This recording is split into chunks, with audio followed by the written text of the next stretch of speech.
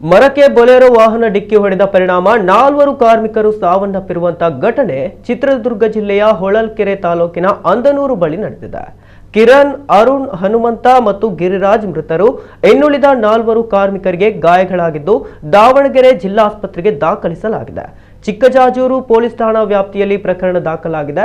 ದಾವಣಗೆರೆ ತಾಲೂಕಿನ ಅಣಜಿ ಗ್ರಾಮದಲ್ಲಿ ಅಡಕೆ ಲೋಡ್ ಇಳಿಸಿ ಕಾರ್ಮಿಕರು ವಾಪಸ್ ಬರುವಾಗ ಅಪಘಾತ ಸಂಭವಿಸಿದೆ. ದುರಂತದಲ್ಲಿ 2 ಕಾರ್ಮಿಕರು ಸ್ಥಳದಲ್ಲೇ ಸಾವನ್ನಪ್ಪಿದ್ದು ದಾವಣಗೆರೆ ಆಸ್ಪತ್ರೆಯಲ್ಲಿ ಮತ್ತಿಬ್ಬರು ಕಾರ್ಮಿಕರು ಕೊನೆಯುಸಿರೆಳೆದಿದ್ದಾರೆ. ಮೃತ ಕಾರ್ಮಿಕರು ಕಲ್ಲವ್ವ ನಾಗತಿಹಳ್ಳಿ ಗ್ರಾಮದವರು ಎಂದು ತಿಳಿದು ಬಂದಿದೆ.